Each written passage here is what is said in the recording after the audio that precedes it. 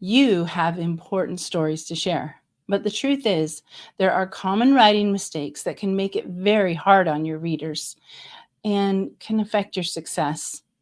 In this episode of Triumph Talks, I'm interviewing someone who is both an author and a publisher, as well as an expert in the common mistakes that inexperienced writers make. He has identified 7 mistakes that you must avoid if you want to succeed as an author. And the last one is critical to your success as a published author. So be sure to watch to the end. Dale E. Lehman is a self-published author with 11 fiction books in print. He has also written astronomy essays for Sky and Telescope magazine, plus articles on software development, writing craft. With his late wife, Kathleen, he ran a small press and published over 35 books, most of them nonfiction by other authors. Today, he publishes under his imprint, Red Tales, handling everything from writing to layout and marketing. Although writing has always been a side gig for Dale, he plans to go full-time upon retirement. Thank you so much for coming on Triumph Talks. I'm really looking forward to this conversation and having someone with your expertise join and share what you have to teach. Oh, you're quite welcome, and thank you for asking me to join you. Can you just give us a little bit more about you and your background? Sure. Well, I was born back when dinosaurs ruled the earth. Long time ago. I'm approaching my 66th birthday now.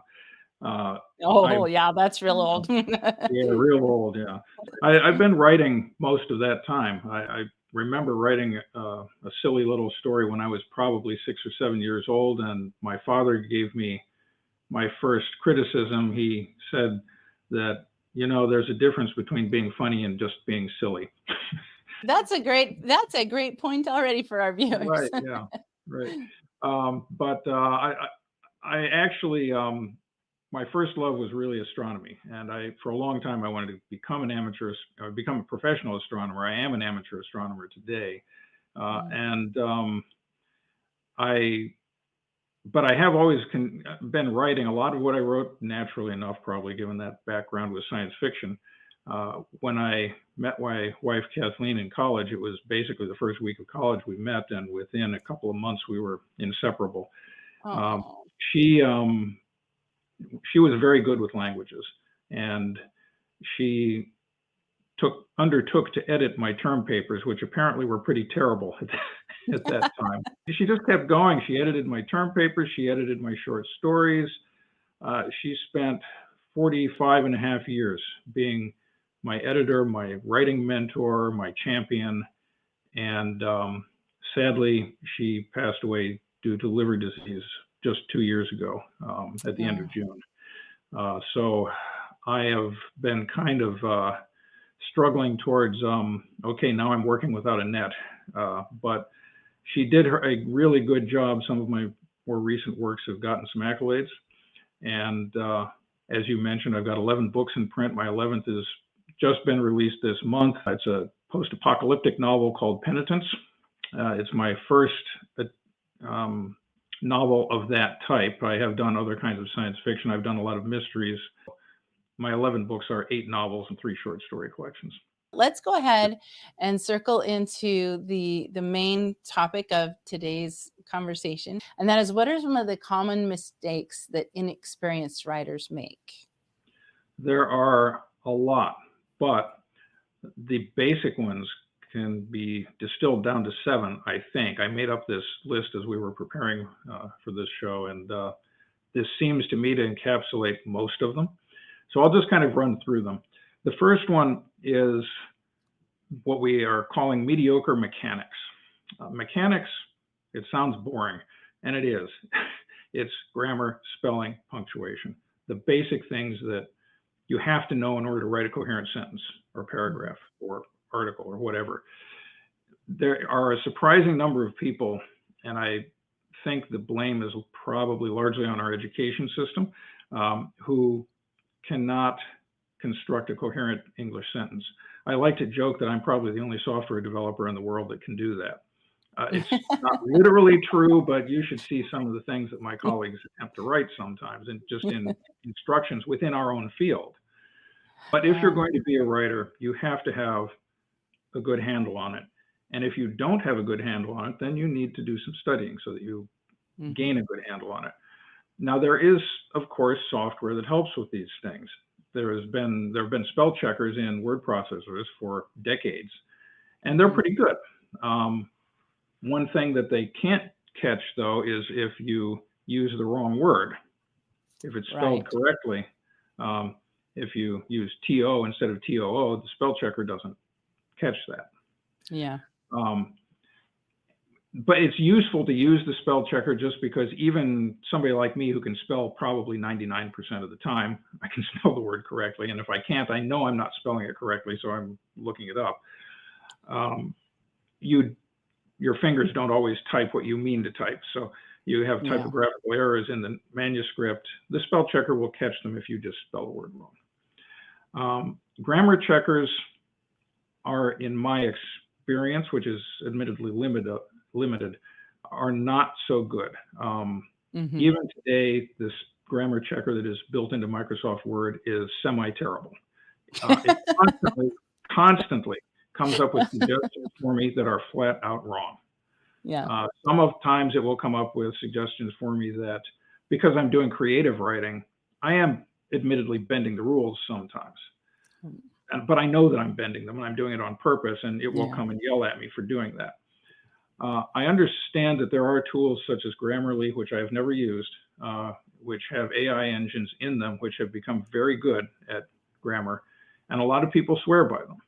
Well, I use Grammarly and swear by it. I think I would keep it. It's helpful, but it's not that far off of what you just described, though, because a lot of times I will look at the things it wants me to change. And a lot of times it will say, well, don't use the word really, or don't use. And yes, those are weaker words, but sometimes, especially if it's dialogue and it's a personality, or the word just, it will always want to take those words out. But sometimes you want to keep them. And sometimes it wants commas where it's becoming excessive. I know that with commas, it's about how you want the pacing of something. Usually it's more when you read, right? How would you pause as you read? Well, when read out loud is what I mean to say. But when you're just reading, you don't need to slow down the visual reading with so many commas. So yeah, there's a lot of changes that will suggest that I bypass. So you still have to, I think we're never going to get to the point where you just submit a document to something like Grammarly and it comes back perfect and you didn't have to have any involvement. I don't think we're going to get to that point, but so you do need to know what you want. To your point, understanding the mechanics, you do need to know what you want before using a system like that, because if you rely on a system like that and you don't know what you're looking for, you're still going to have a weaker manuscript. That's absolutely true. And I have long told people that a grammar checker, it can help, but it's no substitute for a good knowledge of grammar. So do the work, study it, and practice. Practice makes perfect. Over time, it will just become second nature to you. You won't have to. I don't diagram sentences. I just happen to know when I've written a correct one, because and that's just comes from experience and expertise and anybody can gain it. I think that's really important, especially as we start out with all these mistakes that you're going to go through. We're highlighting them not to make people feel bad or self-conscious about their abilities, but to just say, hey, it's actually very scientific in that you can learn it, you can do it. If a man of science like you can become a phenomenal, not just a published author, but a publisher, it's just a matter of doing the things that you're recommending right now. That's another thing I tell people. Look, if I can do it, you can do it. Which kind of leads us into another thing that happens, is the sluggish start. When you think about beginning a story, an article, any piece of writing, what's the first thing you've got to do? You have to capture the reader's attention, right? People talk about attention spans getting really short. That is not actually true. It's not that attention spans are that short. It's that we are overwhelmed with so much information that we need to have our attention grabbed. Once it's grabbed, we're fine. That is interesting because I really do see that and sense that, and we hear that a lot. Oh, the people's attention spans are shortening, and Right. with the reels and the shorts, but really, what those are tools for grabbing attention, Right. and they aren't designed to keep people's attention because they're shorts. Yeah, exactly. Yeah. So if you have an attention grabber, but you continue once you get their attention, I don't think we've really tested people's true attention spans because Not really. we're There, just giving it so fast that there's no time for them to stick with something before something else is thrown at them. It's a very sort of I think it's designed around the idea of the slot machine. You know how you're yeah. constantly seeing what's next, what's next, Next one's and I'm not. sure that that does have some effect on our brains to constantly be looking for the next dopamine hit with the next big Right. thing that caught our attention. But Yeah. you're right. I think if we think of opening our stories in terms of a short or a reel, to compare it to video, where you want to put something out there that pulls them in, and then you just got to keep them. Yeah. There was something interesting that I read quite some time ago by now, probably 10, 15 years ago, that an editor was talking about this. And he said that it is common for editors when they get, and he's talking about nonfiction here, when they get an article submitted to them by an expert in the field who's not necessarily an expert at writing. Hmm. The first thing that they will do is cut the first page or two. I mean, just like that's it, because they can pretty much tell right up front when they read the first sentence or two that this person doesn't know where to start their story. Oh, They spend a page or two trying to find where to start the story, and once they find it, they're fine. One of the dictums of journalism is don't bury the lead. Well, that means don't take the first sentence of your story and put it someplace in the middle.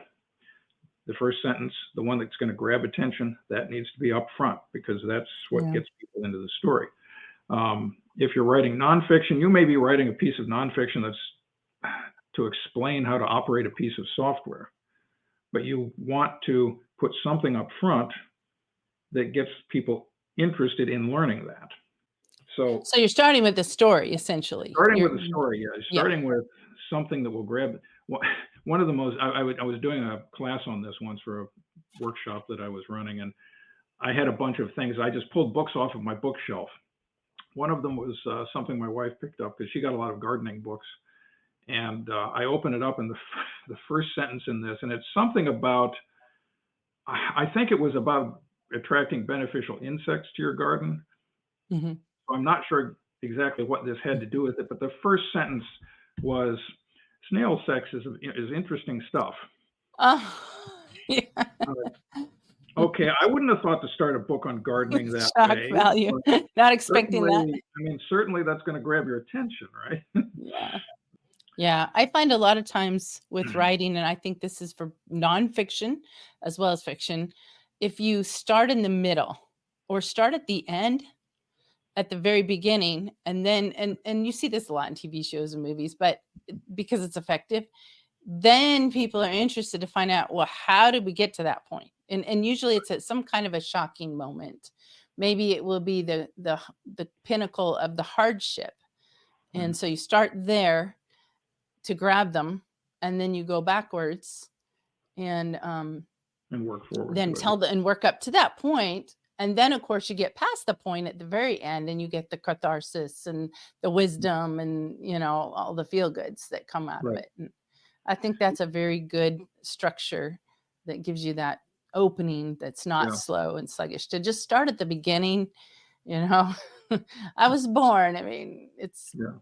Well, yeah. and even if you're uh, not starting with something way into the story, the principle is start at the latest possible moment. Um, in media res, in the middle of things, mhm. is what they always used to say. From moving to the beginning, let's go to the end. Okay. If we have the sluggish start, one of the other problems is the weak ending. And the weak ending is a problem because that's probably what your reader is going to remember the best. It's the last thing that they read that's going to stick with them. and you want it to stick with them because that's how you get the whole book to stick with them, really. You can tell a great story, and if the ending is a total flop in fiction, if it doesn't make sense, if it's dragged out for way too long and becomes boring, in nonfiction, if you don't wrap up with something that leaves the reader something to think about or something like that, you're probably going to end up not. You're going to end up losing them for future things that you write.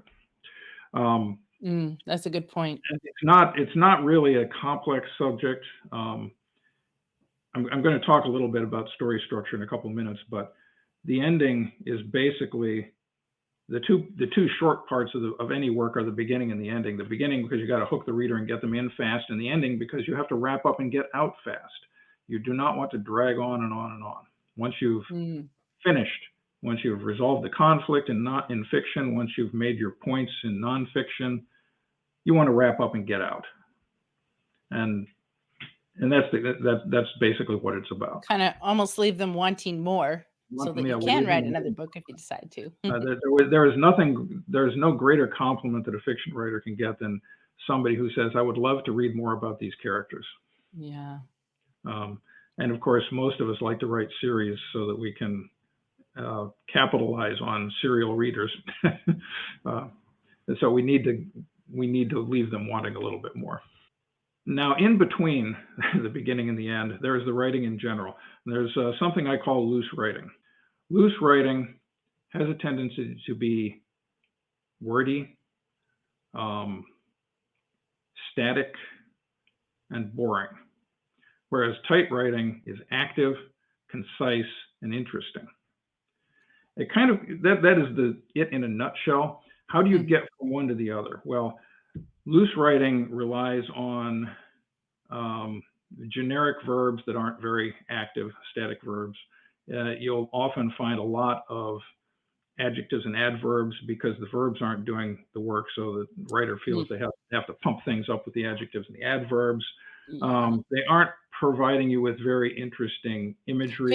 Could you give an example of how those would be, how adverbs would be used to try to boost? Oh, okay. Yeah. So I looked out the window and I saw my neighbor walking quickly and purposely down the street. Mm-hmm. So you've got two adverbs in there, right?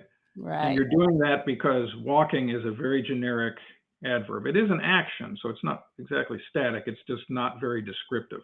You could say, I looked out the window and saw my neighbor striding down the street. Mm-hmm. That one word pretty much does it, right?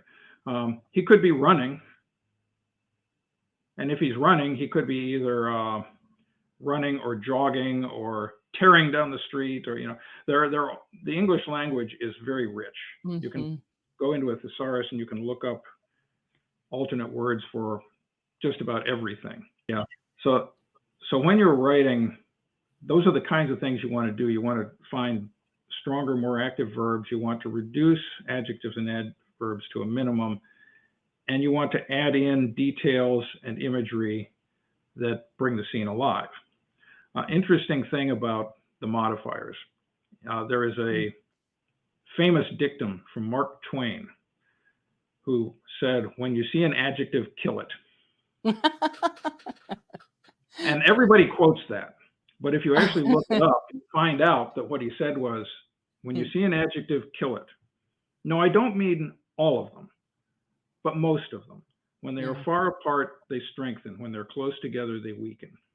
So he actually gave a much more complete explanation of what he was talking about there than is usually quoted. Yeah. I'm glad you mentioned that. And I think that's a key part of what we're talking about right now, is to say, hey, just because these exist in your manuscript does not mean you're a bad writer. Right. You're a bad writer if you are unwilling to go back and fix. We're all going to write bad I think it's fair to say, we're all going to have a much lower quality manuscript the first time or two around, but you have to, Right. it's the difference between a really good writer and a poor quality writer is the person that's willing to go back and say, okay, now I'm going to go through and find all those adverbs. Oh, now I'm going to go take all those adjectives out. Yeah. And the other thing that kind of goes hand in hand with that is if you know your Pirates of the Caribbean, the code isn't so much rules as guidelines. All these rules can be bent and broken. I can't remember it off the top of my head, but I was talking something about adverbs just a day or two ago. And I used an example from Ray Bradbury where he ends his sentence with two adverbs tied together. And I looked at that and I thought, I never realized that before, but it works there. I mean, he knows what he's doing. I cannot argue with Ray Bradbury. I just can't. Certainly. The other thing too, though, is getting into the topic of showing versus telling. And this is all tied in with tight writing. People have been saying for decades, show, don't tell. I've noticed in recent times, there's been pushback on that. Mm-hmm. And a lot of the advice that you see online, it sounds very reasonable, but it's always at least partly wrong. And I'm going to stick my neck out here and say I'm the expert on show, don't tell these days because nobody else is. Which is not literally true, but there is a lot of misconception about what they mean, where people get it partially right, but they also get it partially wrong. Mm. The difference between showing and telling is that showing is painting a picture with words. Mm-hmm. That's the simplest way you can put it. Telling leaves the reader without much imagery in their head. And the reason you can do this is because the human brain reacts to what it reads in much the same way as to what it sees and hears and tastes and smells. And that's why you were always told to put all of these senses into your writing, because your brain reacts to those things. And if you do a good enough job, your readers will almost literally see and hear and taste and smell what you are conveying to them. Sometimes people will say that telling is more concise than showing, and sometimes you just don't need to show. Yeah, so I've seen that. Yeah, I've seen that. That is not really that true. And sometimes, what I would say is sometimes you can get away with it if it's in something that's just not that important. But I have taken passages that are very clearly passages where the author is telling, and I've rewritten them to be showing and done it in fewer words than they have. Yes, that is a good point. Yeah. So showing is concise when it's done properly. Showing is active. One thing I like to say is the mind's eye, the human eye follows motion, and the mind's eye does the same thing. I wrote a scene once, and it was a fantasy novel that never saw the light of day, in which I introduced a character, and he's in his house, and he's thinking about a problem he's got, and he's pacing. And I described the room that he's in. And it was a very flat description. I described what he was wearing, a very flat description. And Kathleen looked at it and she says, no, rewrite that. So, okay. I wasn't quite sure what was wrong with it, but I went back and I tried to make it more interesting, rewrote it. And she looked at it and she said, no, rewrite it. And I rewrote it a third time and she said, no, rewrite it. That's probably when I lost my hair. I don't know. I was just so flustered, and she wasn't really giving me any real clear reason why it was wrong, but it just wasn't grabbing her. And finally, I sat there thinking about it, and I hit upon this brilliant idea. He's pacing, right? Well, there's some light in the room, so he's going to have a shadow, and the shadow is going to be moving over things. And I described his shadow moving over the things in the room, and that's how I described the room. Not the room itself, but the shadow moving over the things in the room. And suddenly she loved it. Yeah. Well, because I got some motion into it. I got some action into it. Ooh, and perspective too. and That's just a perspective. totally different Right, perspective. right. Yeah, I love it. The great history of literature here, and when you do that, you have to think about religious literature as well. In the Bible, long time ago, I read that the most powerful sentence in the entire Bible is just two words: Jesus wept. Mm, And if you just by itself, it doesn't sound that great of a sentence, but if when you take it in the context of what's happening, that somebody has died, somebody that he yeah. knows has died, does become an extremely powerful image. And it may sound like telling because it's two words, it's just got a subject and a verb, but no, we can see that. If you can see Mhm. it, it's showing. Yeah, that's a great example of how it Yeah. can be just a few words, and I think it's the placement too. Yeah. Um, I think bouncing between more descriptive sentences and then putting in short, punchy sentences, they carry an energy. So they almost convey meaning in the fact that they're short and the fact Right. that they're, especially when it comes to dialogue, sometimes just Yeah. not spelling a word correctly or an accent or just a different speaking style plugged in can help break up and mix up the flow of reading. And that again, that kind of rolls back to, we talk about retention editing a lot in video editing. Well, I think you can also have that kind of retention gathering by how you mix up your use of descriptions and your showing and Right. yeah, so They will say, "Oh, well, show don't tell means you can't say John is sad. You have to write a whole scene about uh, the displaying of the emotion of sadness." yeah, and Well, that drags. Let's all yeah, be honest. Have you right. ever read a book? I have, where they do that so much, I'm just like, "I don't know if I can finish this book." You know? Right. And Yeah. that's not really the case. Yes. If you reach a point where it actually is boring the reader, you're not showing them anything. You may Yeah, think you are, but you're agreed. not. And you know what? We don't need to know every bird that chirped Yeah. and every slug that crawled across the path. Like, there is a point where you're showing is details that are taking away from the action of the story. Right. And so sometimes it's nice to know that there's mist in the forest and it smelled like fresh cut grass, of course, Mm. but just know when enough is enough. The next thing is a bigger ticket issue. It's poor organization. Poor organization covers a lot of sins, shall we say. Um, when I write a novel and I get done with it, I typically set it aside for a month. And then when I come back to it and reread it, I typically find I've got things that should have been introduced much earlier than they were. I find things that should have been introduced and weren't, they're just missing. I may find things that I introduced that don't have any business being there and need to be cut out.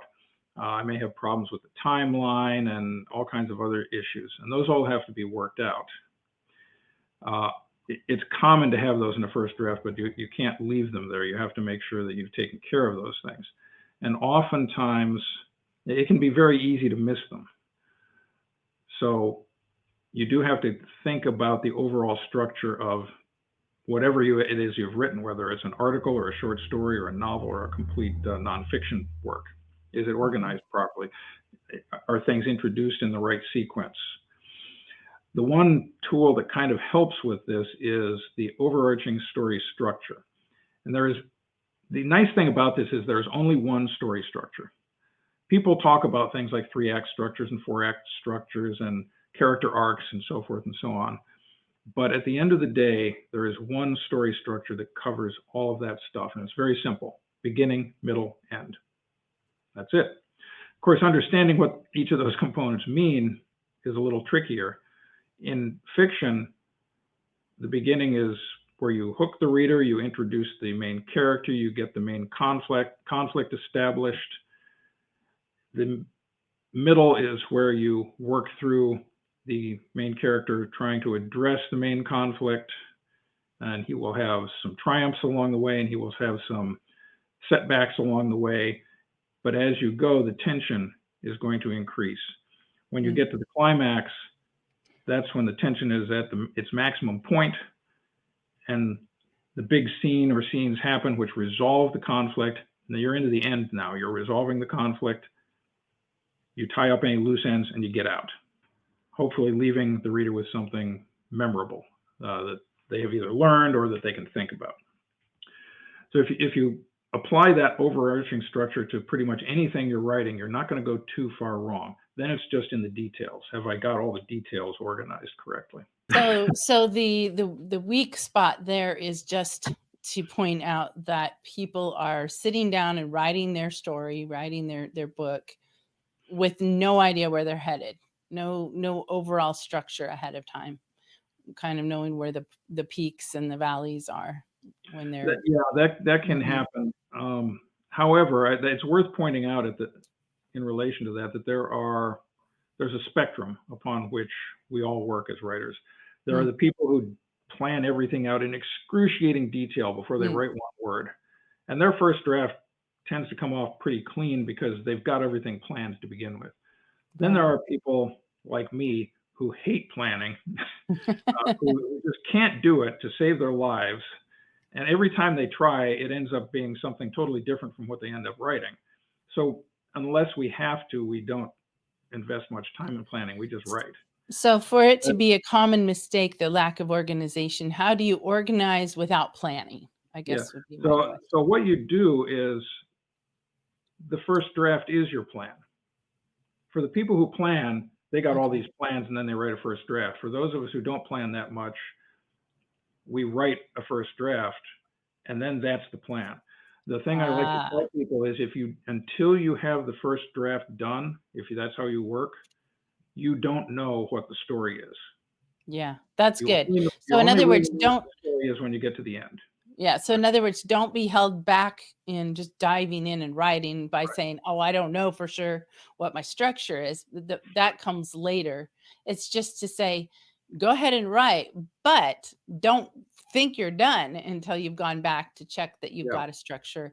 And sometimes, like we talked about, it's a matter of moving things around and saying, "Okay, we need to learn about this thing over Yeah. here." And so, or we'll put a little foreshadowing in. Now that we know where it's going, we can foreshadow here and here and kind of help pull it together. Right. Understood that revision is a highly creative part of the writing process. That That's good. writing the first draft or doing the planning is hard work. It's like climbing a mountain. But when you get up there, then you can see what you've got. And then you can do all kinds of things with it. Sculptors like to say that the sculpture is already in the stone. They just have to free it. Oh, yeah. In That's a the good case of metaphor. writing, Yeah. the story is in the first draft, but you have to free it. It may not be what you actually wrote. Um, there was Mm. three novels, like I said, three novels where I've done this recently. One that I will talk about is the fourth in my Howard County Mystery series, A Day for Bones. And I'm going to brag a little bit and say that Publishers Weekly gave that novel a star review. That was kind of the high point of my career so far. That novel, I have in that series, I have three detectives, and every novel up to that point, these three detectives start working on cases, and on the cases all converge. In A Day for Bones, I had some junior detectives that I had introduced in an earlier novel that I wanted to bring a little bit more to the fore. I wanted to get a little bit more into them and what they, who they were, what they were like. And as soon as I started doing that, they literally took over the novel. I got to the end of it, or near the end of it, and I said to Kathleen, I started this out, but like halfway through, when I started developing them more, they just started grabbing all the scenes and became so integral to it Hmm. that they almost shoved the main characters out of the limelight. And she said, well, she hadn't even read it. She just said, well, then what you need to do is you need to go back and put them in earlier. Ooh, yeah. And so that's what I did is in revision, I went back and I had a couple of scenes where I had the couple of the main characters in it. I took them out and I stuck these newer characters into those. And I mean, the main characters are still there, and they're kind of guiding people along, and they're helping with the investigations. They do play a critical role. But then these two junior detectives became quite a force in the novel, and it was really much better for the fact that I had gone back and done that. So that's the kind of thing That is just such valuable input right there. Mm.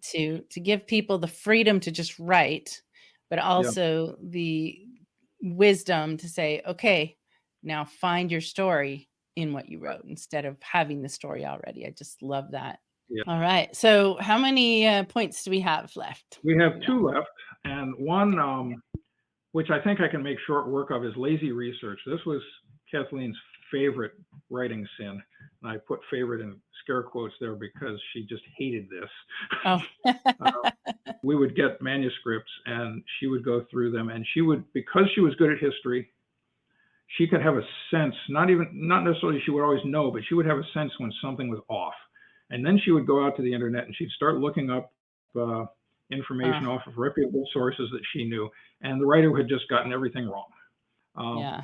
But yeah, one thing that we've got to be careful about when we are, and this applies to both fiction and nonfiction, but most especially with nonfiction, when you are trying to convey knowledge to somebody about something, you better get your facts right. Yeah. If you don't, you can have all kinds of consequences, from ruining your own reputation to actually messing somebody else's life up really bad. In fiction, you don't have that problem, but fiction readers have a tendency to be very picky about when you get some detail wrong about how a gun works. Or I was going to say that. I know when my husband reads books and he's a gun guy, and when they get it wrong pretty often. Wrong, yeah. I like to put up at the front of my novels that I take responsibility for any errors, but please remember, this is a work of fiction. Yeah, right. Yeah, but those things can happen, and it has gotten worse with the advent of AI and large language models, ChatGPT. Interesting. People have jumped on using that because they think it's a quick way to write all kinds of stuff and make lots of money off of it. The thing they do not realize is that these systems, they are large language models. Their expertise is in language. They are designed to write good sentences and paragraphs and things like that. And they do fairly well at that. They're kind of soulless, but they can do a okay job at some things. The thing they are not good at is knowing fact from fiction. And I've been told that it's gotten better, but in ChatGPT 3, I took a spin through that because I could do it for free. And I asked it about myself, and you would not believe the stuff that it came up with. Just made up out of whole cloth. Totally wrong. And even when I corrected it, it would correct part of what it said, but still get other things wrong. It had other people's books attributed to me. It had other people's editors attributed to me. It mixed me up with another guy who happens to have the same first and last name and middle initial as I. You have to be really careful. And editors have complained about this. They have said that their jobs have become much harder because they have to fact check everything now, because if somebody used AI in generating their article, there will be mistakes in it.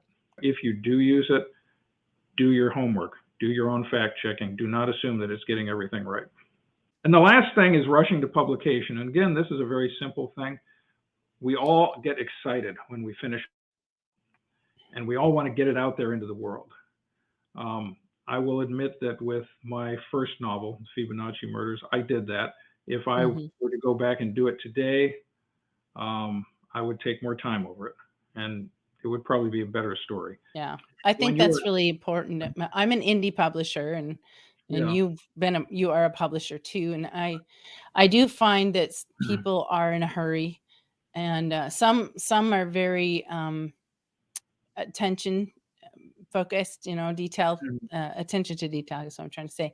And they know, hey, let's have some beta readers. Let's find out where the holes are. And it's a long process to take the time, and others just want to, they want to just know how quick I can produce their book. And there's definitely a huge difference in the overall quality when you take the time to give the publishing period the process that it needs.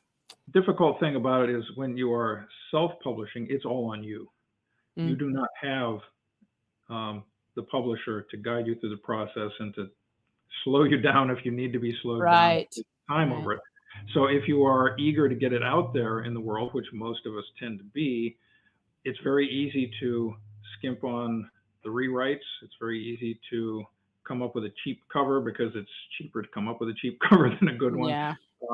It's easy to skimp on the editing, and as I Well, if you don't pay for it up front, you don't pay you'll for it. Yeah. you're going to pay for it on the other end, and Right, by not getting paid. right. As So yeah, you want to take the time to make it as good as you can. You want to go through the revision process until you've got it as perfect as you can make it. Then you want to send it to an editor, whether you have to pay for it or if you are lucky and know somebody like I did. I was married to my editor, so that made yeah, it easy. I didn't have to built-in pay for editor.